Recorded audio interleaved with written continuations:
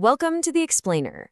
Today, we are absolutely putting on our detective hats. We're going to solve a mystery that, let's be honest, plagues just about every data professional out there. Why do perfectly good reports suddenly go bad? And more importantly, how do we fix it? So let me paint you a picture and tell me if this sounds familiar.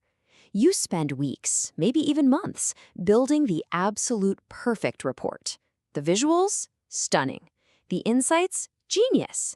In your little development sandbox, it runs like a dream. It's fast, it's snappy, and then you push it to production. And just like that, it hits a wall. That beautiful report starts to crawl. Visuals take forever to load. Slicers have this awful lag. And your users? They're getting frustrated. This huge performance gap between the lab and the real world is a classic problem, and it always ends in a bad user experience. Okay, so if we're playing detective here, where do we even begin our investigation? Well, the evidence points to one prime suspect. It's not your visuals, it's probably not the server. 9 times out of 10, the data model itself is the culprit. That's our guy. All right, let's officially open the case file on the slow report. Our mission, should we choose to accept it, is to follow the clues, hunt down the performance bottlenecks, and get our data model back into fighting shape. So, our very first investigative technique is super simple but incredibly powerful: elimination. I want you to think of your data connection as a pipe. The more stuff you try to shove through that pipe at once, the slower everything gets. So, rule number 1, get rid of anything and everything that isn't absolutely essential. And I mean, you have to be ruthless. Go through your tables, column by column. If you're not using it in a visual or a calculation, get rid of it. Be extra tough on those columns with tons of unique values, like primary keys from a fact table. They add a ton of weight for almost zero reporting value. And same goes for rows. Filter your data down before it even hits the model. Following this trail of less is more leads us straight to a concept that's often overlooked, but it has a massive impact on your report's speed. And that concept is cardinality. Now, it sounds super technical, I know, but the idea is actually really simple. Cardinality is just how many unique or distinct values are in a single column. So a gender column might have low cardinality, maybe 3 or 4 unique values. But a customer ID or a transaction ID column, that's going to have crazy high cardinality. So here's why that is such a critical clue for us.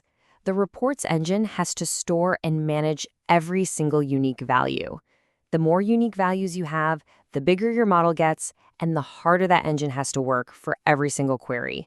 So the goal is really simple. Find ways to lower that cardinality wherever you can. Okay, our investigation is about to take us a little deeper, right into the logic of the report itself. It's time to crack the code, and I'm talking specifically about the DAX formulas that are powering all of your calculations. You know how it is. When you're writing calculations, it's so easy to end up with these really long, messy, nested formulas. The thing is, they're not just a nightmare for a human to read and debug, they can also be incredibly inefficient for the computer, basically forcing it to calculate the same little piece of logic over and over and over again. Now check this out. This is where a tiny change makes a huge difference. Look at the formula on top. See how it has to calculate the sales last year part twice? But look at the bottom one. By using a variable, we're basically telling the engine, hey, calculate this thing just once, give it a name, and then just reuse the name. It is such a game changer for efficiency. And this isn't just about making things faster. I mean, yes, performance gets a huge boost, but your code also gets so much cleaner. It's easier for you or someone else to read later on. And trust me, when you have to debug a problem, it's 1,000 times easier. Let's be really clear here. This is not some tiny incremental improvement. We are talking about cutting your query processing time by around half. That is a massive performance gain, all from just a small change in how you write your code. All right, for the really tough cases, the ones with enormous data sets, we need to bring in the advanced forensics team. This is where we start talking about things like aggregations and how we manage our queries. So one of the most powerful tools in your kit is aggregation. Instead of loading, say, 10 million individual sales records into your model, you can pre-summarize them.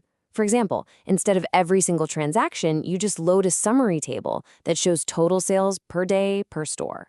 This just slashes the number of rows your model has to even think about. So why would you do this? Well, the reasons are pretty compelling. Aggregations are one of the absolute best ways to handle truly big data. It makes your queries feel lightning fast. And because the table is so much smaller, your data refreshes are way quicker. Plus, it helps you keep your model size under control, so it doesn't just balloon over time. Another really cool advanced strategy is the composite model. This basically lets you mix and match your data connections. So you could have a huge, near real-time data set running on direct query, but combine it with smaller imported tables for all your filters. It's like getting the best of both worlds. You get the real-time data where you need it, and that snappy, fast interaction everywhere else. And finally, don't forget that Power BI itself has some tools to help you out. If you dig into the options, you'll find query reduction settings. This is kind of like telling your detective, hey, don't ask a new question every 2 seconds. Think about it, then ask once.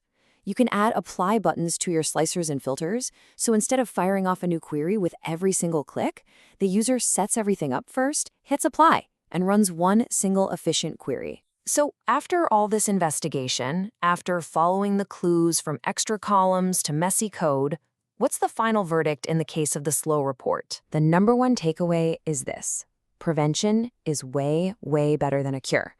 Performance isn't something you bolt on at the end when users start complaining.